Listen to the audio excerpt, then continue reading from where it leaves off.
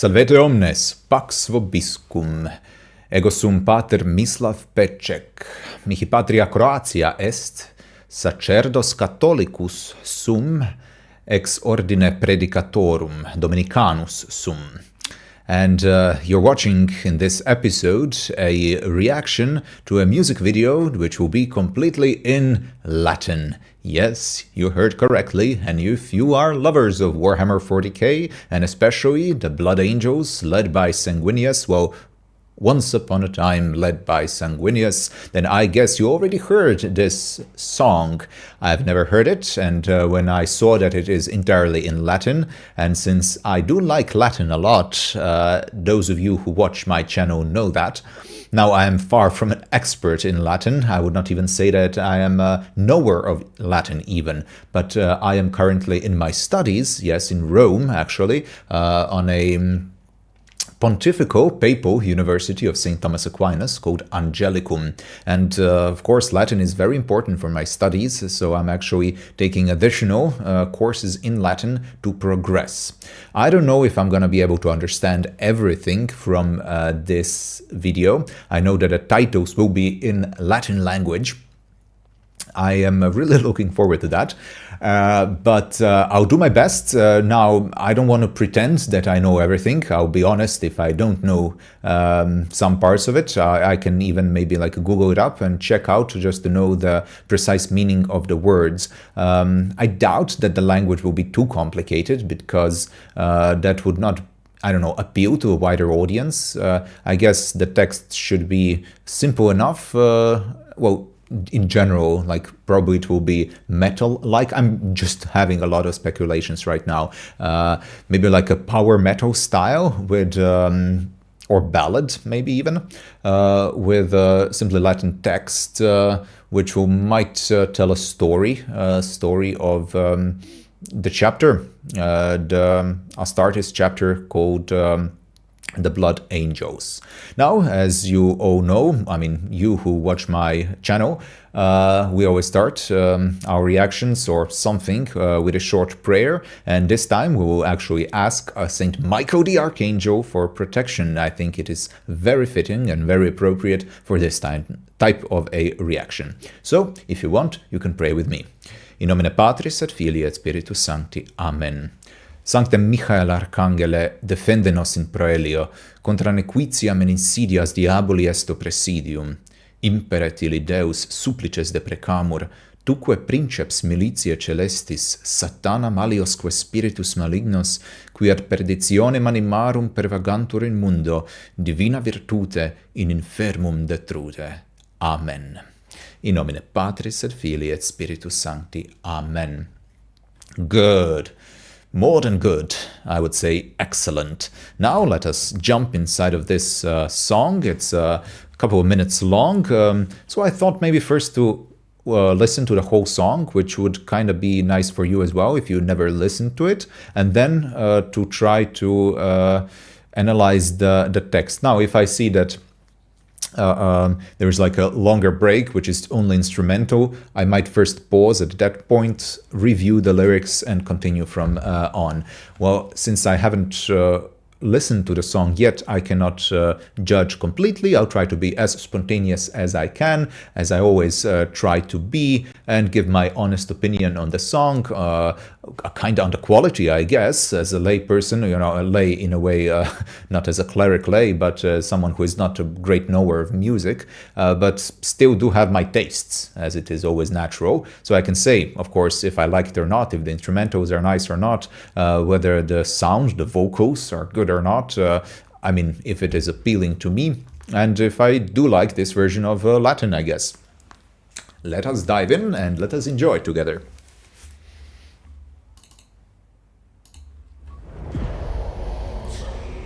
Oh. Ooh.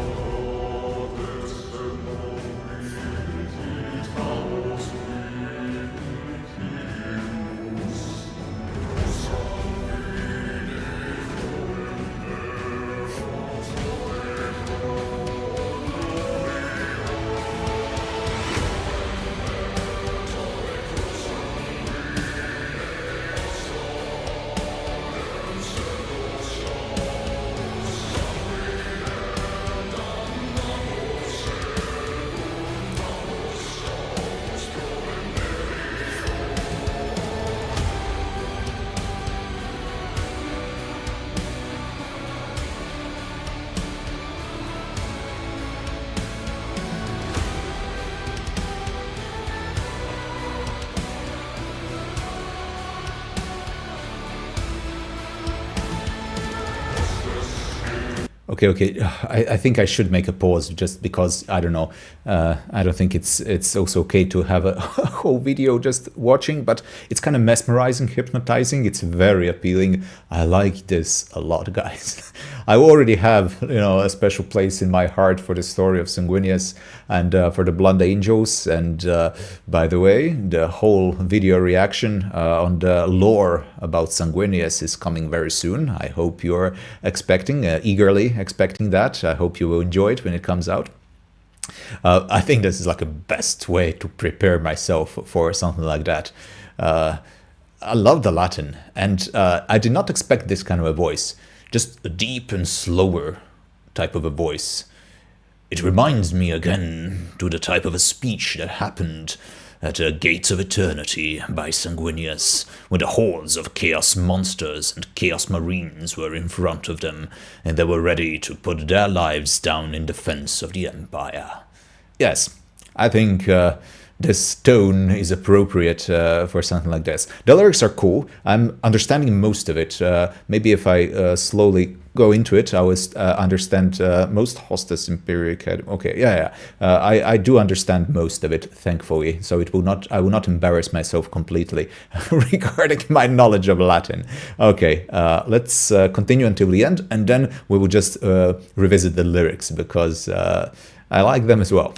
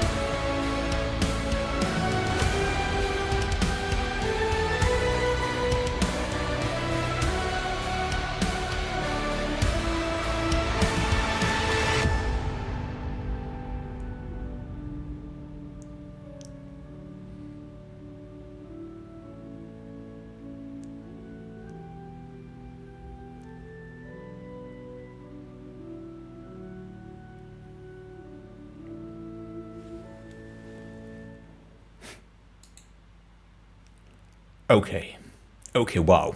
Okay. First reaction, everything positive. This was a beautiful treat, a sweet little candy that will be revisited in the future by me. So I like it. I like it a lot. And yeah, I'm just maybe in the future doing some videos editing or like, whatever, doing Let's Plays or something. I don't mind having something like this in the background. Very atmospheric, very cool. So let's immediately just check the lyrics and just a small nota bene. The way of his pronunciation of Latin, that would be the supposed way how the classical Latin was pronounced, like in the Roman times, like, I don't know, the Caesar would speak Latin. Supposed, so we cannot know that with certainty. It's definitely different than what ecclesiastical Latin, the High Church Latin, I guess, would be. So how I pronounce like celestis, they would pronounce this caelestis, right? So AE would not be merged into E, how to pronounce, but AE would be the way how you pronounce it, and also always C is pronounced as K. So Z is K. Kaiser would be the way, not Caesar, Caesar, but Kaiser, right? Kaiser. So there's just the thing about pronunciation. I don't mind. I like all three versions of pronunciation of which I'm familiar with. So how we learned in Croatia, I think it's kind of the Germanic style of pronunciation. There is in some other Slavic countries the way how they pronounce that. So it's like kind of a mix. We never use ch or j, like virgine, we would say, not virgine. But we also don't use the I, like in the classical Latin. Sometimes it's t, it's not always k. Anyhow, for you knowers of Latin, this might be interesting. If you don't know this sounds probably very boring. But there are different ways how we can pronounce Latin. It's a very ancient language, isn't it? And it was a spoken language, indeed, in most of the known world, actually, in one point of history. But not only that, it was like official language for the documents, for the law, for the medicine, in the church, definitely. Even today, inside of the Catholic Church, by the way, Latin is the official language. So all the documents, official documents, have to be written in Latin, among other languages, of course. Okay. Let us go inside of the text just to see what is actually being said. Okay, clamat sanguinem. So like the blood is shouting. Et numquam satis, and it is never enough. So it's like combined. Clamat sanguinem et numquam never is never enough. Et nunquam cademus. I'm not sure about numquam, when M and N is used. I don't know about that. But cadere is to fall, so we never fall. And we never fall. Maledicti sumus sed invicti. Okay, that's cool. Like, we are cursed. Maledictus means to be cursed. So sumus, we. Maledicti sumus, we are cursed, sed invicti. But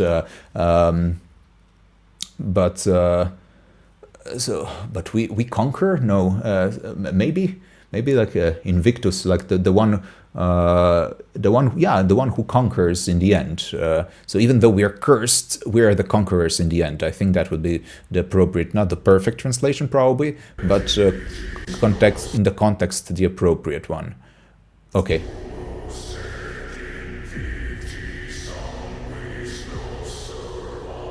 Blood, sanguis nos servat. So blood serves us.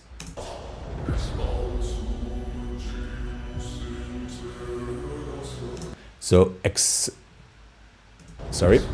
bal surgimus inter astra. Among the stars, we rise from the Baal. Baal is a planet, I know that. They're like the planet of origin, I guess, right? Of the blood angels. So that would be the connection.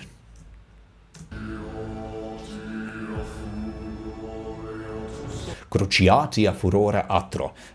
So atro is like dark, evil, black, something like that. A furore, that would like the rage, I think. Cruciatu, like the tortured by black rage. Yeah, so is that the official name of the illness, the sickness that they carry? Black rage? If yes, then that is it. Sanguinem sitimus. Is that to thirst? We are thirsty of blood. Sed sub Dante non cedimus.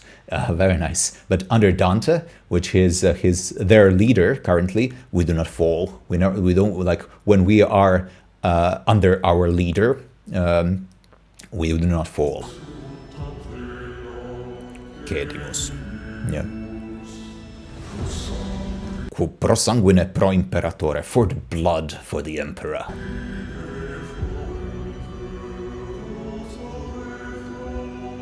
For glory. That one I think everyone can recognize. For the emperor, for blood. Okay, astra ardent sed nos stamus. That's cool. Like, the star is burning, but we are standing.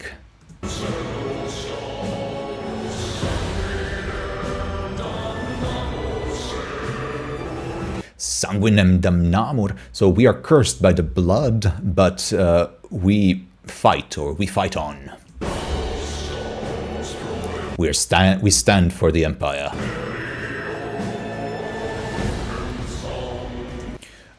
Vocem sanguini audimus. We hear the voice of the blood.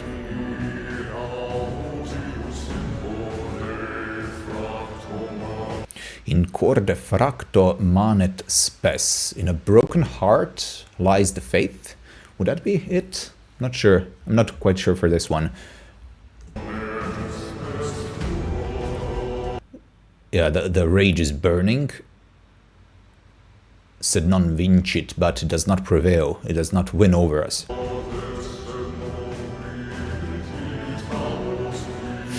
And we prevail over chaos. We subdue chaos. We win over chaos.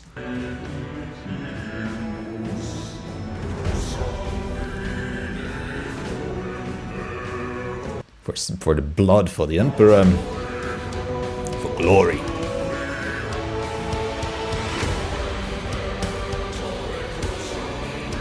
For the Emperor, for blood. The star is burning, but we stand. We're cursed by the blood, but we fight on.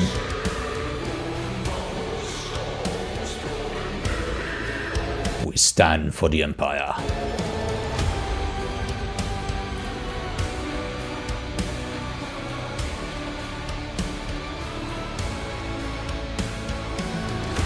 By the way, I love the mix of him singing and then the animations in between. And it's not, neither one of those is dominating, so they're very appropriately mixed. The video editing job for this video was well done. So congrats not just to the singer, who is great, really love him, but for the one who actually made the video. I'm doing the editing for all my videos by myself. No one ever did any editing for me. I am complete noob still in all that, but I can distinguish between something of a lesser and higher quality, and I know how torturous that job sometimes can be. You don't ever see it. You don't know how much effort it actually goes into it. You know, I film one video which lasts for what, an hour, and then I have to do like 4 hours of editing if I want it to be presentable and good. Sometimes some data gets lost, so it's infuriating, and especially if you really like the video and you want to put extra effort, the small little details. Yeah, it takes time. So props again to the editor. It's the subtle things that really make the thing shine. They don't stand out, and that's the point. Yeah, they're not flashy. It's good.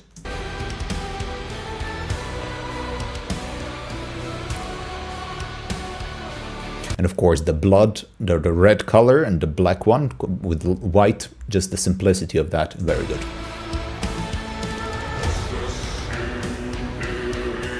So enemies, the armies of the Empire, but enemies of the Empire, right? Caedimus, that would be like we kill, we slaughter. Demons and heretics. None for us, but for blood we slaughter. Interesting. For the Emperor.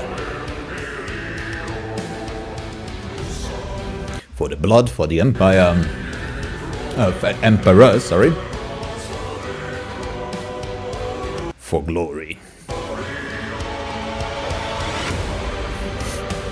Very nice. For the Emperor. For the blood. The star is burning, but we stand. So, nos stamus, like we stand. It's not like a perfect translation in English, isn't it? Like we prevail. It's like more that we are like the bulwark. It's more like I think in that context, right? We stand against the enemies of the Empire, right? So the proper context is important. Yeah, damned by the blood. So this is the passive form, damnamur. We're damned by the blood, but we fight on. We persevere, right? We continue waging the war. So it can be also like, in spite of the curse, we fight against the heretics and the chaos and the demons, right? But also we fight against that which is in us. So just because we are cursed doesn't mean that we give up. Okay. I'll just remember this, then do a little bit of theological, spiritual note for these, because it's actually very rich in symbolism. I like it. Let's first analyze the text. I forgot if it's just repeating, but let's go to the end. We stand for the empire.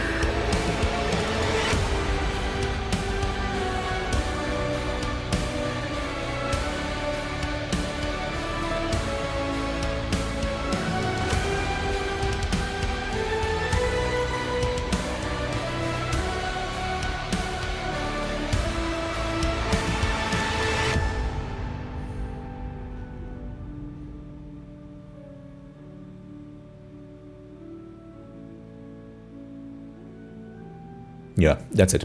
Okay, so first thing, maybe there will be more.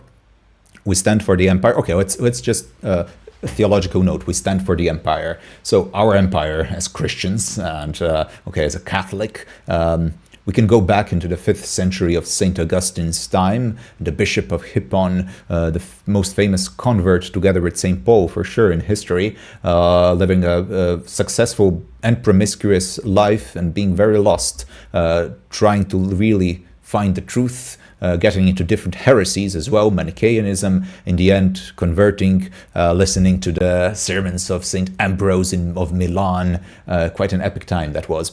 And very soon after he converted, got baptized, became a priest very soon after that. He was very educated, mind you, and a bishop. He died in the invasion, I think, of Vandals of Hippon in 430. Anyhow, he wrote a lot. He is, together with St. Thomas Aquinas, for sure, the greatest theologian in the history of the Catholic Church. The two of them. And interestingly enough, again, a lot of interesting points. Our current Pope, Pope Leo the 14th, he is an Augustinian. He belongs to an order of Augustinian friars, monks, right? So before he became a pope, he lived as a monk, okay? I am a Dominican, from a Dominican order by Saint Dominic, okay? He is an Augustinian. We have beautiful varieties inside of the church. Anyhow, St. Augustine wrote about two cities. One city is the, or a rule, a kingdom that is of this earth, and one is of the heaven. And of course, the proper rule under which we have to be is the heavenly one. Civitas Dei, right? So even though the kingdoms change within this temporal reality, there is one unchanging kingdom, the everlasting kingdom, ruled by an eternal king. And we know who that is, Christus Rex. So we stand for the empire. I like that, okay? I won't be the type of a person who is going to say, no, just democracy, this is like antiquated and stuff like that. There are reasons why we have democracy, okay? I'm not against democracy. That's the kind of the necessary evil of our age. It would be nice if we lived under a very benevolent absolutist monarchy, but it's not really possible, especially probably today, because, concentrating power in one source, especially when it's so easy to manipulate that power and where just one click can cause a nuclear warfare, it's very dangerous. So we have to kind of separate that power. Anyhow, for the empire, to stand for the empire, I do stand for the empire, but the eternal empire. Of course, the visible reflection of that eternal empire is the Catholic Church here on earth. We have an apostolic succession, and our ruler, we could call him a ruler, vicar of Christ, the servant of the servants of Christ, our Pope, current Pope Leo. Of course, he is a successor to Peter, the one whom Christ made the, so to say, champion of the apostles. I know Protestants and Orthodox will have their issues listening to me here, but nonetheless, I mean, I will not deny this reality. I am prepared to be attacked for it. I stand for the empire. Sanguinem damnatur sepugnamus, I like that, also from the theological perspective. Why? So, we are, because of the original sin, okay, the fall of the first men, we have issues. All of us have issues. Some of us, luckily enough, were able to acquire better habits when we were younger. So we have less issues. Some of us, unfortunately, had a very difficult childhood, so very bad habits became ingrained in us. So we have to fight against that and break the habits. It's not easy to break those habits, especially if trauma is connected, and build good habits. So that's the difference, is the vice is a bad habit and virtue is a good habit. However, even when having a lot of virtues and having a proper control of yourself in many aspects, there will still be specific wounds or deficiencies, and we call them wounds of the original sin. Baptism is a supernatural force which God gave us, by which we are cleansed of all the previous sin and the punishment due to us hereditary by the first sin. Now, still the wounds of the original sin remain. God allows it. So he wants us to become fighters. He wants us to learn how to conquer those parts of our nature. He will give us grace when needed, when we are not in a state of mortal sin, at least, so that we can accept that grace. What are those wounds? What is the curse of our blood? Well, St. Thomas Aquinas enumerates actually 4 curses of our blood, which is connected to the 4 powers that are inside of us. Which are the 4 powers? Where intellect and will, those are the higher powers of our soul. And on the, so to say, lower part of our soul, we have the appetites, the concupiscible and irascible appetite, which produce passions or emotions. So the curse is in each one of those 4. On the intellect, we have ignorance. Okay, it's very hard to know sometimes, to come to conclusions. We do not intuitively grasp reality. It's difficult. We have ignorance. That's a wound. That's a curse. And yes, it really is a curse, especially when you see the difference sometimes between one person and another. When you have a person who is much smarter than you right in front of yourself, it's when you realize how cursed in one way you are, I guess. Or if you are trying to help someone who is on a much lower intellectual level than you try to explain something and it's so hard for that person to grasp. Now, intelligence can be increased and you can grow, of course, but there's also on a biological level specific wounds that exist. Okay, that's the intellect. Will, so malice. Okay, will should automatically and is automatically directed to some good. But there is a corruption in will. There's a curse of the will, which produces malice. We have to be aware of that and fight against that. Regarding our irascible appetites, basically, those are the appetites that are there. Ira means anger in Latin. Irascible appetites would be like, angry appetites, those who are there to fight against something. It's connected to our virtue of fortitude, okay? Being able to prevail against something in order to achieve the desired goal. But the weakness, the curse inside of our irascible appetite is the weakness. And that's the literal meaning of it, is weakness, just having weakness. So we are weak and we fail. We don't have even the desire to fight and we are sometimes cowardly. Maybe sometimes we will not be in manifestation to the exterior world, but in our interior decisions, when we have to collect ourselves, when we have to do our duties, when we have to not procrastinate, we tend to be cowards. We choose what is more easy, okay? We're weak. We don't want to fight. And concupiscence, well, concupiscible power, the appetite, the weakness, the curse is the concupiscence, which is a funny word, like a Latin word, which it's kind of connected to lust, but choosing that which is pleasurable, that which is easy, that which is which produces basically bodily, physical pleasure, and instead of being guided by our reason. That's the issue. A lot of sins and a lot of issues in our history came because of that. People falling in love, right, or lusting towards someone, or damaging our bodies because of our intemperance regarding food. So I mean, the concupiscible power is there to be governed by temperance, to be temperate in something, right? And what does that mean? That means that our bodily desires have to be regulated properly, not to be too low or too high. And that is the natural drive to procreate and to feed. That's in the most basic level. Anyhow, yes, we have the curse of our blood, but we have to fight on. I like this verse. I know I spoke too much maybe now, but I just want to say that we all have this experience. So those of you who love blood angels, you love them because you feel connected to them in some kind of a way.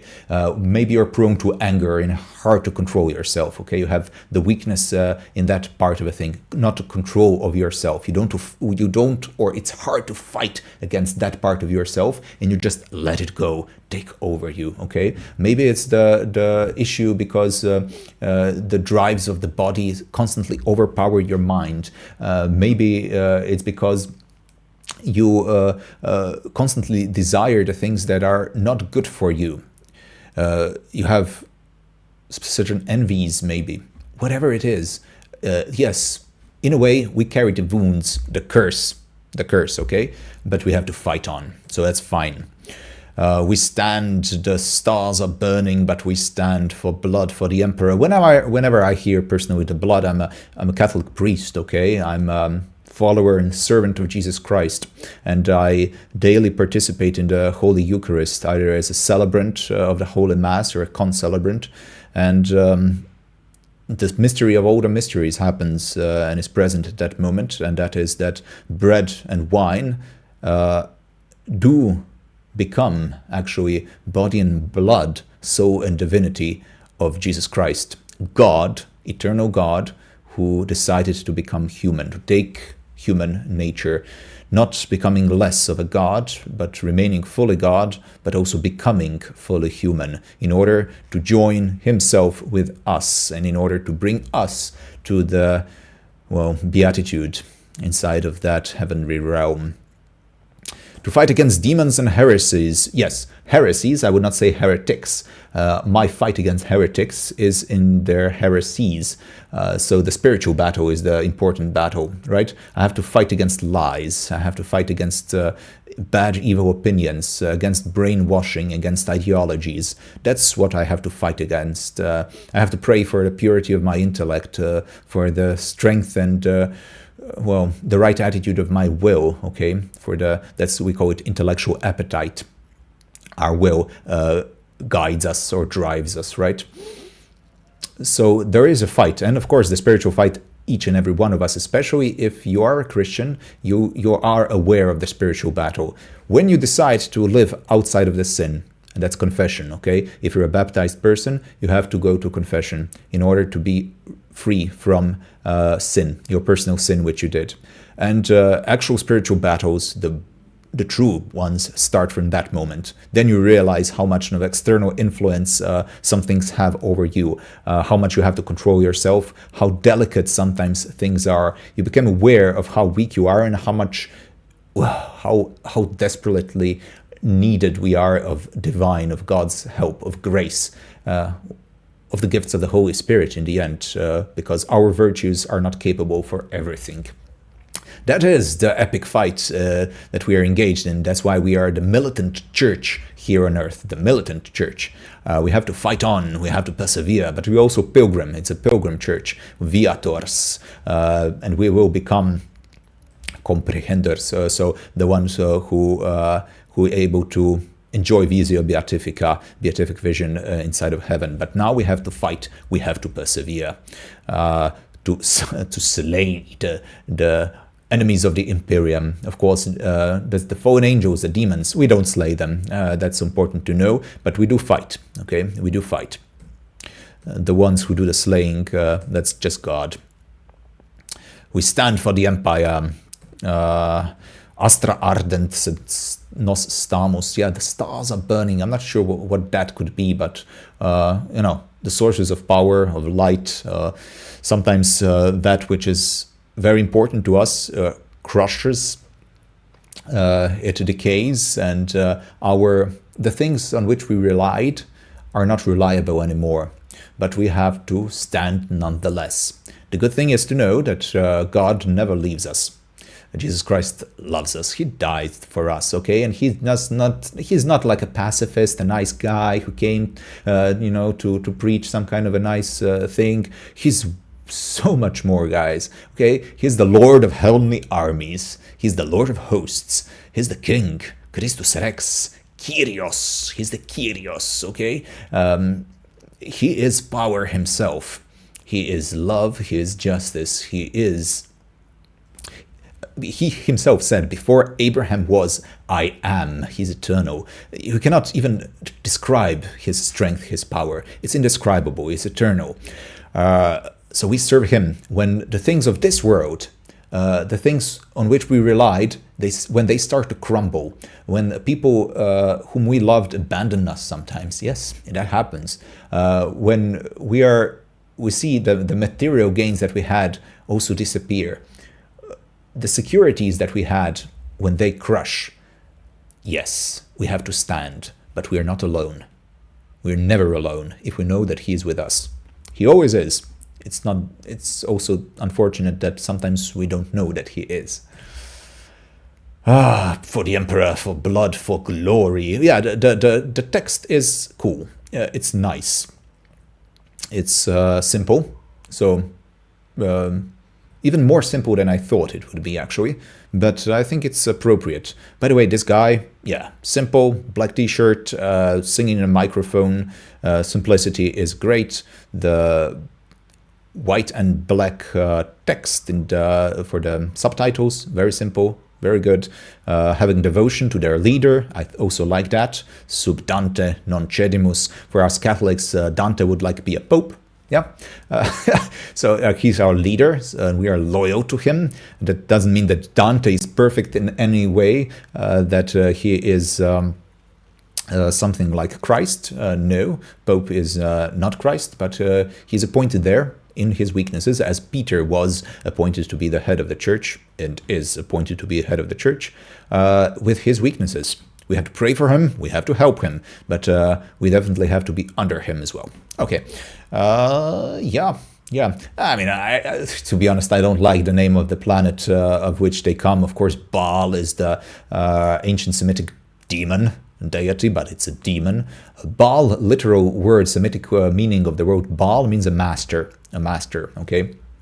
But a deity by the name Master was worshipped, and, well, unfortunately is worshipped even today. It's a reality, okay? The spirits, they don't die, simply die. They live. It's a reality of a fallen angel, basically.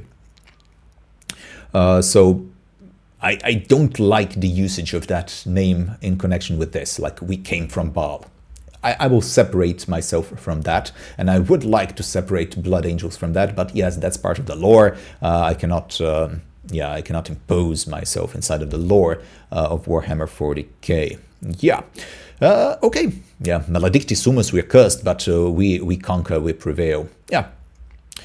This was a great video reaction, thank you. So we watched the video, we analyzed or translated the text, and I gave a little bit of my theological commentary, basically the things which are immediately impactful for me, and the things that I would kind of use if I would go like a direct interaction with someone who is a Warhammer fan and maybe interested in Christianity, or if I would, you know, to preach, to have a sermon, homily, for Catholics who are Warhammer 40k fans. These kind of things would be a great inspiration, like a great way, like a bridge, a connector. So yeah, I love it. Thanks for watching this channel. If you like this kind of things, like, share, subscribe, all the classical things.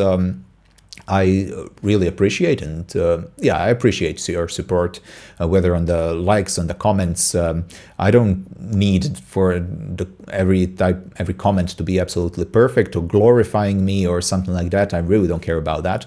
I do appreciate constructive criticism. I think my channel improved a lot because of some criticisms that came, so thank you for that, honestly. I really disapprove of just flaming wars, or I don't know, if someone comes from another religion and not for the purpose of asking a question or you know, having civilized argument, debate through a couple of comments, but just proselytizing or you know, proclaiming their right in this, their religion, yeah, I will just ask him to stop or delete the comment, or and especially that's just a little bit annoying. But what will aggravate me if someone starts insulting other people inside of the comments, yeah, that kind of my blood starts to boil. Like, okay, this is my channel, so that's like my room, my area, and when I see like a bully coming and just being absolutely rude and atrocious to other people, I mean, I can handle it, but yeah, I will not tolerate if someone is like that towards other people. Yeah, okay. Once again, thanks for this. Pray for me. If you're a Christian, I am praying for you, regardless of whether you are a Christian or not. I love this kind of a content, and I hope to provide you with more of similar content in the future. God bless you all, and I'll see you in another Warhammer 40k reaction video.